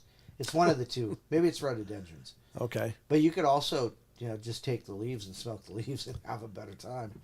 Oh, is that right? Oh yeah. Okay. I mean, I don't know anything about that kind of stuff. No. Well, interesting little fun fact is that historically, actually catnip was smoked. Yeah. Because it has a mild hallucinogenic effect as well. And it's just a type of mint. Yeah, I'm sure it just a is. My mint, cat, well, one of my cats likes it and the other one couldn't care less. Anubis doesn't care at all Right. about catnip. He could just literally not give a damn. Pikachu chews on that damn plant like it's crack. Right. So he'll chew on a big branch and chew it down, and then he just lays there. He's all mellow. It's just funny as hell. Like he's my little junkie, Right. you know. But Anubis is like, oh, I don't go for that. He's got more refined tastes, I guess. But anyway, what do you do? I don't know why trolls think they'll farm views by being a jerk. Yeah, I don't know either, Justin. We don't do so bad for trolls. That's one thing I'm really happy about. They've come and they've mostly gone. Yeah. Yeah. I mean, sometimes they'll leave a comment, but then we get the comments from the cheap seats, which is always fun. So you're going to scoot off too, Nessie. Thank you for stopping in. It's great to see you. Nice to see you, Ness. We've missed you, but stop in anytime. It's great to see you again. Boring chores. I'm sorry to hear. Oh, chores. Did they see big cats or mice? I don't know. I don't know who's seeing cats or mice. I don't know. Pikachu just gets in his zone, and he lays around like he's watching cartoons, eating cookies.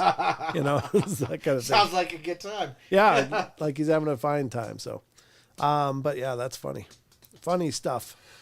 All right, so I guess it's going to wrap it up for us, folks. I don't have anything else to cover, and I'm a drippy mess, so we're going to call it here, but we're at about the 2-hour mark anyway. Yep, absolutely. So I think it's called that Wednesday thing. And besides, we were fairly on time today. I know. We weren't even like 10 minutes late like usual. No, yeah. We were only like 9.5 minutes late. After smoking catnip. Oh, I get you. No, I don't know. Obviously, I never tried it. I just found that was an interesting historical piece of information that people did smoke it. They smoked that stuff themselves. I don't know what that's like. I can't imagine that's a pleasant thing to smoke. But I hear if you take the right dose of kratom, you get pretty wild too. Okay, that might be true. I don't know. Anybody's guess, folks. But I will tell you this: it's always a pleasure to do these shows, and thank you. Annie says catnip tea. That might be the way to roll with catnip. I don't know. Yeah. I guess that's a way to consume it. Not that we're encouraging that behavior in any way. I was just bringing up a historical tidbit that I was like, what? Yeah. Then you'd be like Nostradamus, right? Go for nutmeg. Wasn't that what he did, Yep. Nostradamus? Yep. Smoking the nutmeg. He probably chewed them. Actually, he probably ate a whole handfuls of them, and stared into a thing of inky water. Yeah. Never What's know what you that? see. I see Hister. Oh look! Oh, that's Frodo. Is that Gandalf? Oh, it's my reflection. Never mind. All right, folks. That's going to about wrap it up for us. Don, anything in closing? Nothing. Just remember, I just reposted. Let me do it again. Posted the link for the Teespring in the chat, but it's also down in the description. There it is. The show and description. as well as all of our socials and all that kind of stuff. So there you go. And if you like the music, you could always, get his music down below too. So there's 3 songs available. Yeah, there you go. I got to post more of them, but that's all I've gotten around to. I haven't touched that a whole lot. But Oh, wow. yeah, if you want to check out some of the tunes I wrote, by all means, the link to Bandcamp is in the show description, as is several other links. But that's going to wrap it up for us tonight, folks. So thank you so much for joining us. If you're new to the show, we'd love to have you subscribe and become part of the family. Let's hope we didn't scare you away. That's probably a barrier for admission, though. All right. It's like, I wish we get more people, and it's like we're constantly alienating people. It's like, oops. Yeah, we kind of got that screwed up. But anyway, we're gonna try. Montana Vortex, don't sleep on it. Yep.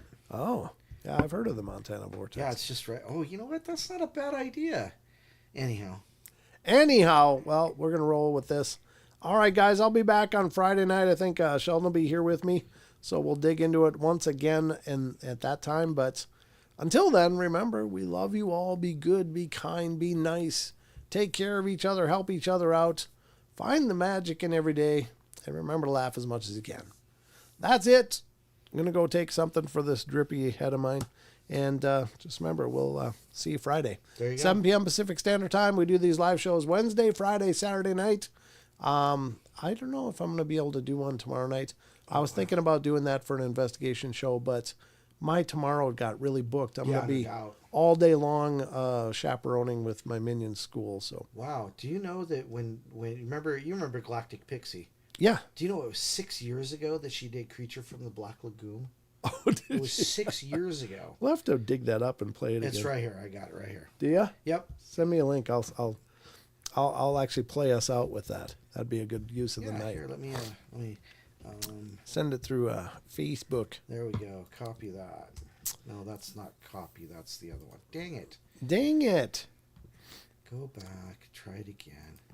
As Don figures out Facebook. Yeah, I got to remember how to do this. Mr. Social Media himself. There we go. Copy and Facebook and Me. there you are. And voila. There you go. Play that out. Voila. There it came. All right. There it is. Let me copy this. Save link address. I hope this is right. No, that probably won't work, will it? No, just copy it. Or Well, just click it. just click it. Yeah, just click it. It'll give me another window. Yeah. Okay. All right. Oh, am I going to get ads? No, there shouldn't be ads, right? There shouldn't be. All right. I'm going to put this over on the other screen. You can see this. This is one of our old listeners. She's MIA for a long time. She's We're been not gone really, for a while. Yeah. we're not really sure what happened with her, but we always send her our 6 love. years ago. Yeah. Yep, because she was a wonderful friend and hell of a fan of the show. So she made this after Don was reading stuff weird. Threw me for a loop. This is way back. How long ago was this? 5 Oh, years? 6 years ago 6 now, years yeah. ago. 6 years ago on this very show. Want to see it? Here it goes. All right. Let me put it up on screen. Watch the chats. This is going to be fun. And can speak verbally, although this does not negate the supernatural origin. It was Don Shortbeard. One eyewitness was in an elevator with a black-eyed being. The following black-eyed beans, black-eyed beans, black-eyed peas. Eyewitnesses often sense from both black-eyed children and adult beings. However, the hairless body, Yeah. Yep. beings.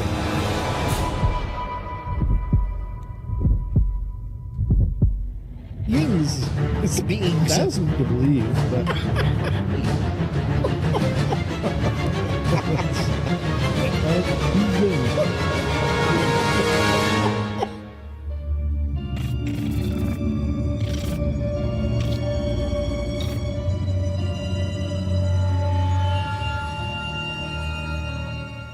human beings. It's still classic. 死ぬ図 Oh が my 腹の gosh. Nope, not that. But there you go. There you go. That's Don trying to pronounce black-eyed beings, and he pronounced it black-eyed beans and threw me for a loop. I was like, what the hell you keep calling beans? 6 years ago. That's Yeah. crazy. Yep. Yeah, you two look a little bit different. Yeah. I hope we're improving with age. Did you see Don's beard, though? Is this short little goatee thing? And now look at that robust forest on his chin. That's beautiful. Yes, it was definitely way before D-holes. But it was the same time as Nunks, though. Yeah, it was the same time as Nuns. That's another story we'll get into another time. There's a- lore. Oh God, there are so many bad moments in this show. I always wish somebody would make a highlight reel just because of all the stupid crap we've said over the years. Oh, it would We'll fill make it. you famous. Yeah. Well, you are, Brent, but I don't know about Don. All right, guys. So that's going to wrap it up for us.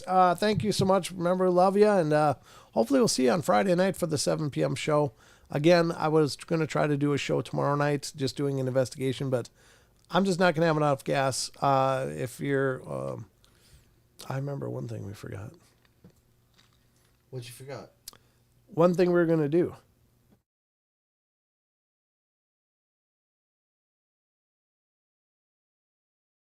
All right. I was going to do one more thing tonight, but we just don't have time. We ran out of So, all right, guys, we'll talk at you next time, Friday night. Take care, and until then, See ya. see ya. Good night.